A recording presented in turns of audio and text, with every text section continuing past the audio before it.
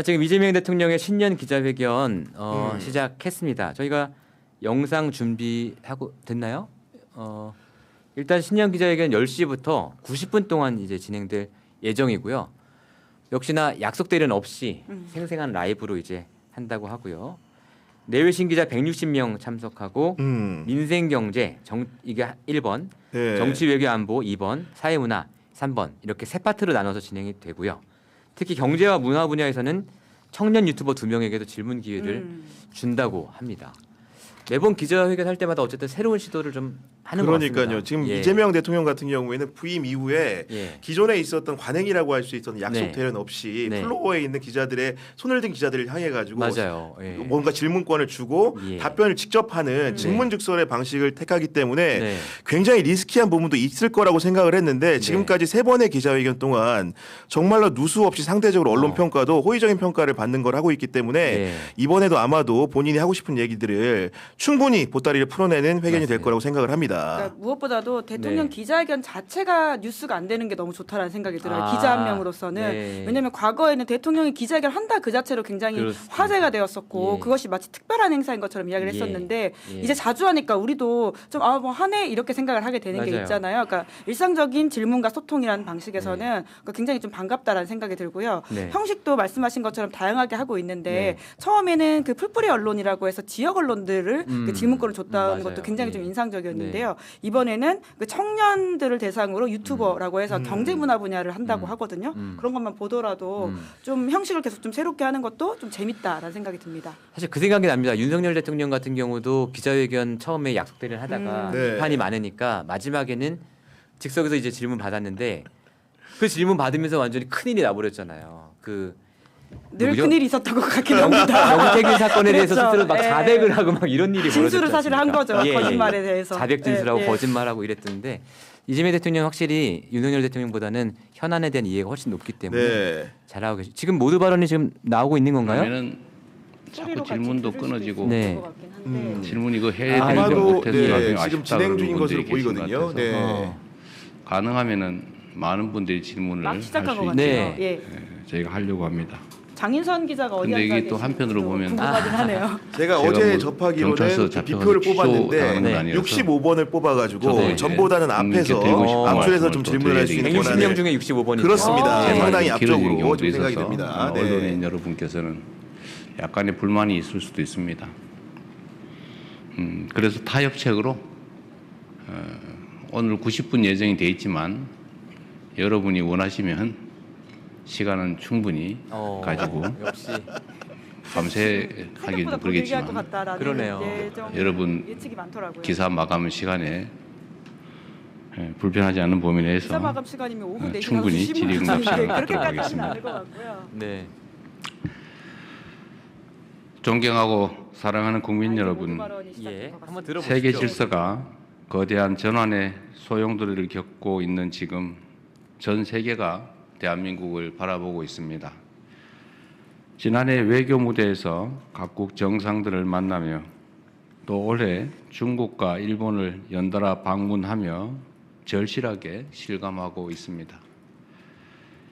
대한민국을 향한 국제사회의 관심과 기대는 우리가 무엇을 상상하든 그 이상입니다.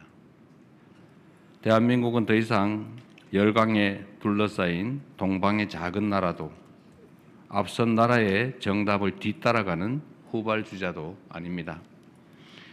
산업화와 민주화를 동시에 달성하며 원조받던 나라에서 원조하는 나라로 성장한 유일한 나라이자 불굴의 저력으로 민주주의의 빛나는 모범을 다시 세운 나라로서 발걸음 하나하나가 세계의 주목을 받는 나라가 되어가고 있습니다. 우리 대한민국은 유례없는 민주주의의 위기를 평화적으로 극복해냈고 민주주의 회복이 다시 경제 성장과 사회 발전을 견인하는 선순환의 길을 개척해 가고 있습니다. 한때 우리를 선도했던 많은 나라들이 과거의 성장을 이끈 성공의 공식에 안주하며 저성장의 함정에 다시 빠졌습니다. 저성장으로 기회가 줄어드니 경쟁은 전쟁이 되고 경쟁 탈락이 죽음인 사회가 또 극단주의를 낳아서 민주주의를 잠식합니다. 훼손된 민주주의가 다시 성장의 발목을 잡는 악순환이 반복됩니다. 이는 결코 다른 나라들만의 이야기가 아닙니다. 대한민국 역시 성공의 과거 공식이 매몰된다면 유사한 악순환의 굴레에 다시 빠져들 수 있습니다. 신년사를 통해 성장의 패러다임을 완전히 바꿔야 한다라고 말씀드린 이유가 바로 여기에 있습니다. 지방주도 성장, 기회와 과실을 고루 나누는 모두의 성장, 안전에 기반한 지속 가능한 성장, 문화가 이끄는 매력적인 성장, 그리고 평화가 뒷받침하는 안정적 성장. 제가 말씀드렸던 이 5가지 대전환의 길은 대한민국을 대도약의 새로운 미래로 이끌 지름길이자 전 세계에 보여줄 성장과 도약의 새로운 모범이 될 것입니다. 그렇기에 성장 전략의 대전환이란 단지 지방을 위해서 떡 하나 더 주겠다라거나 중소벤처기업을 조금 더 많이 지원하겠다라는 정도의 뜻이 아닙니다. 국정운영의 순위를 하나부터 10까지 모두 재조정하고 정부가 지닌 자원과 역량을 완전히 재배치하여 대한민국의 성장 지도를 다시 그려내겠다는 야심찬 시도입니다. 그래서 몇 가지 말씀을 다시 드리겠습니다. 첫째, 지방 주도 성장으로의 대전환은 이미 시작되었습니다. 각각의 지역이 대한민국의 성장을 주도하기 위해서는 그에 걸맞는 규모를 갖춰야 합니다. 현재 추진 중인 대전 충남과 광주 전남의 광역 통합은 지방주도 성장의 상징적 출발점이자 반드시 성공시켜야 할 국가의 생존 전략입니다. 이 자리에서 분명히 약속드립니다. 정치적 유불리에 따라 광역 통합의 방향이 흔들리는 일은 결코 없을 것입니다. 서로 다른 의견이 있다면 치열한 토론으로 합리적 대안을 찾아내고 또 이를 위한 행정, 재정, 제도적 지원을 끝까지 책임질 것입니다. 광역 통합을 발판 삼아 수도권 1극 체제였던 대한민국의 국토는 지방 주도 성장을 이끌 5극 3특 체제로 새롭게 재편될 것입니다. 수도권에서 멀수록 더 두텁게 지원한다는 대원칙은 정부의 모든 정책을 통해 구현될 것입니다. 두 번째로, 기회와 과실을 고루 나누는 모두의 성장으로 한쪽만 급격히 성장하고 다른 쪽은 침체되는 K자형 성장을 극복해 나갈 것입니다. 이 막중한 과제를 해결할 주역은 끊임없는 혁신으로 새로운 성장 동력을 만들어낼 스타트업, 벤처기업들입니다. 이미 대한민국 기업들은 미국 CES에서 혁신상을 휩쓸 정도로 충분한 저력을 가지고 있습니다. 청년 기업인과 창업가들이 자유롭게 도전하고 마음껏 혁신의 길을 개척할 수 있도록 스타트업 벤처 열풍 시대를 만들어 함께 구체적인 정책들을 챙겨나가겠습니다. 김대중 정부가 만든 벤처 열풍이 IT 강국으로의 도약을 이끌었듯이 국민 주권 정부가 만들 창업 스타트업 열풍은 대한민국 경제의 체질을 바꿀 구조적 전환점이 될 것입니다. 창업 스타트업 열풍은 일자리 대책인 동시에 청년 대책이기도 합니다. 지역의 문화와 자원을 활용한 로컬 창업이 균형 발전 전략으로, 그리고 미래 인재를 양성할 테크 창업이 국가 성장 전략으로 거듭날 수 있도록 정부의 역량을 집중할 것입니다. 셋째, 안전에 기반한 지속 가능한 성장은 국정의 핵심 원칙으로 더욱 확고하게 자리 잡을 것입니다. 근로감독관 3,500명 증원, 그리고 일터 지킴이 신설처럼 안전한 작업 환경과 생명 존중이 뿌리내릴 조치들을 확고히 시행해 나가겠습니다. 제도 내에서 할 수 있는 조치를 최대치로 이행하고 필요하면 관련 법 제도를 고치고 또 새로 마련하겠습니다. 생명 경시에 따른 비용과 대가를 지금보다 훨씬 비싸게 치르는 구조를 만들어낸다면 산재 사고가 감소하는 실질적 변화를 이끌어낼 수 있을 것입니다. 넷째, 문화가 이끄는 매력적인 성장으로 새로운 성장 동력을 키우고 외교의 지평을 넓히며 국가 경쟁력까지 높이겠습니다. 세계인을 웃고 올리는 K컬처는 더 이상 문화적 현상에 머무르지 않습니다. 자국 우선주의가 극에 달한 무한 경쟁 시대, 인류 보편의 공감이 가능하다는 점을 입증하며 세계를 다시 하나로 연결하고 있기 때문입니다. 올해 9조 6천억까지 문화 예산이 대폭 늘어났지만 아직 문화 선진국이라 말하기에는 많이 부족합니다. 문화에 대한 지원과 투자를 미래 먹거리를 키우고 국가 브랜드까지 높이는 핵심 성장 전략으로 삼겠습니다. 다섯 번째, 평화가 뒷받침하는 안정적 성장을 통해 우리 경제가 한 단계 더 도약할 수 있도록 평화 공존과 공동 성장의 미래를 향해 흔들림 없이 나아가겠습니다.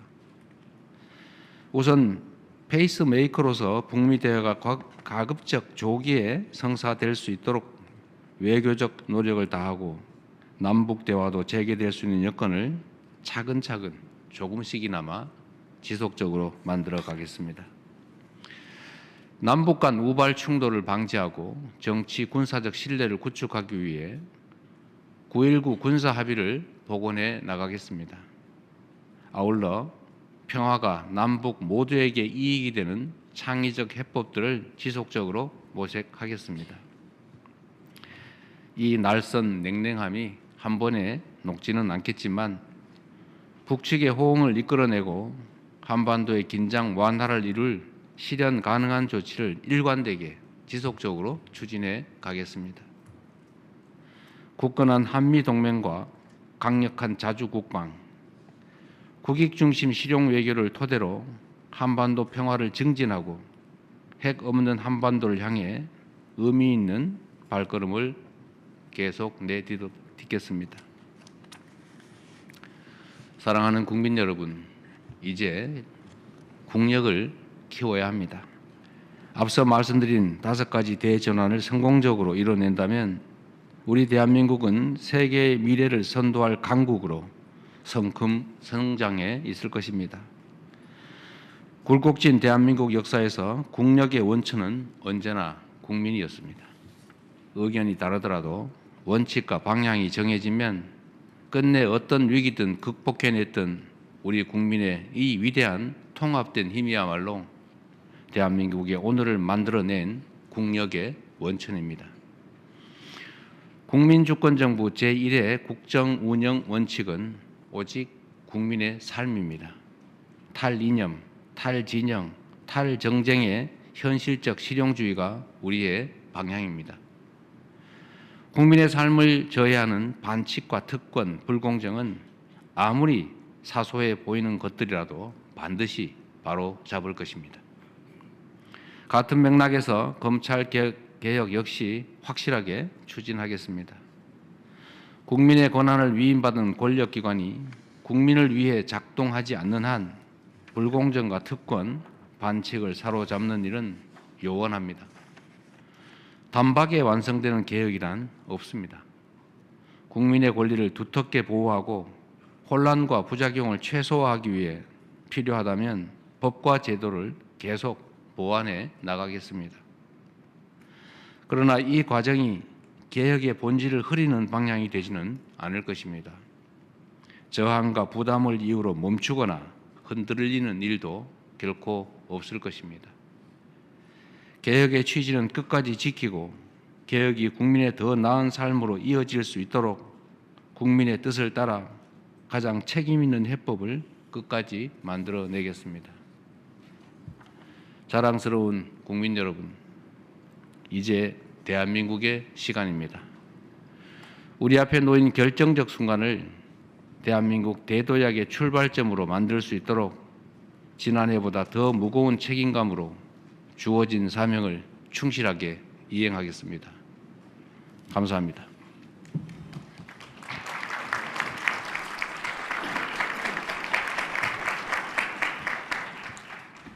말씀 고맙습니다. 네, 이재명 대통령의 지금 모두 발언 보셨는데요. 네. 좀 어떻게 보셨습니까? 굉장히 이렇게 여러 가지 성장 배경들을 제시를 네. 하는 상황이었는데 네. 개인적으로 가장 인상 깊었던 부분은 그간의 민주정부에 있었던 대통령들이 썼던 레토릭에서 좀 벗어난 것 같다. 어떤 표현이 그랬냐면은 사랑하는 국민 여러분, 네. 이제 국력을 키워야 합니다. 그러니까 국력이라는 표현 자체가 사실은 과거에 박정희 시대부터 뭔가 보수 정권의 그런 향유물 같은 거였는데 국력이라는 키워드를 커내면서 5가지 성장 담론을 제시하면서 나라를 예. 키워야 된다, 예. 국부를 키워야 된다 네. 이런 설명을 한 것이 그간의 민주정부의 대통령들과는 아하. 다른 방점이 찍힌 모두 발언이 아닌가 싶고 예. 그러면서 어떤 설명을 했냐면은 국민주권정부 제1의 국정운영 원칙은 오직 국민의 삶이다 그러면서 탈이념, 네. 탈진영, 예. 탈정쟁의 현실적 실용주의가 우리의 방향입니다. 이렇게 아하. 말을 했거든요. 사실은 예. 실용주의라는 말도 네. 이명박 정부 때 워낙 많이 썼기 때문에 네. 그 이후에 있었던 여러 가지 민주정부의 집권 플랜에서 배제된 워딩 중에 하나인데 약간 오염된 네, 느낌이어서. 국력과 예. 실용주의를 가져와 가지고 이런 성장 담론을 제시했다는 것 자체가 음. 굉장히 그간의 과거와 다른 현격한 변화를 이재명 대통령이 담고 있다. 이런 생각이 좀 들었습니다. 민주 진보 진영의 대통령으로서는 상당히 파격적인 언어다 이런 말씀이시고요. 우리 김은지 기자는 어떻게 보셨어요? 그런 차원에서 성장이라는 단어가 유달리 많이 들리지 맞아요. 않았습니까? 예, 예. 제가 전체 지금 이게 7쪽짜리의 모두 발언인데요. 성장이라는 단어가 몇 번 나왔는지 한번 네. 확인을 해봤거든요. 네. 31번 나왔더라고요. 아, 그 정도로 네. 2026년에 이재명 대통령의 국정 아젠다의 핵심 키워드는 성장이라고 보면 될 것 같고요. 네. 윤석열 전 대통령 같은 경우에는 자유라는 단어를 워낙 많이 말하기로 그렇습니까? 유명하지 않았습니까? 예. 이 전체 7쪽에서 자유는 단 한 번밖에 나오지 않는다라는 네. 것만 보더라도 네. 굉장히 탈이념화 실용이라고 하는 차원에서 보면 될 것 같다는 생각이 드는데 네. 그러니까 지금 첫째, 둘째, 셋째, 넷째, 다섯째까지 해서 성장을 키워드로 본인의 맞아요. 이야기들을 하고 예, 있어요. 예. 지방주도 성장, 모두의 성장, 네. 안전에 기반한 지속 가능한 성장, 네. 문화가 이끄는 매력적인 성장, 네. 평화가 뒷받침하는 안정적 성장이라고 네. 하는 건데 사실은 하나하나가 뭐 노동 분야 그리고 지방 균형 분야 이런 맞아요. 것들인데 그걸 예. 다 성장이라는 단어로 맞아요. 끝맺음했다는 것도 예. 올해의 이재명의 키워드다라고 네. 보면 될 것 같습니다. 그리고 윤석열이 자주 썼던 자유라는 것은 이데올로기적인 의미에서의 네. 자유민주주의 이런 자유였는데 그렇습니다. 예. 그 이재명 대통령이 연설문에서 구사한 자유라는 단어는 음. 청년 기업가와 창업가들이 자유롭게 도전할 때의 자유입니다. 네. 그렇기 때문에 그런 정치 맥락적인 자유가 아니고 네. 뭔가 성장 담론을 추동하기 아. 위한 도전적인 의미에서의 자유이기 때문에 예. 전혀 질적으로 다른 의미로 쓰였다는 설명도 아하. 드릴 수 있을 것 같습니다. 자유라는 단어 자체는 똑같지만 그렇습니다. 네. 담고 있는 의미는 전혀 다르다. 네.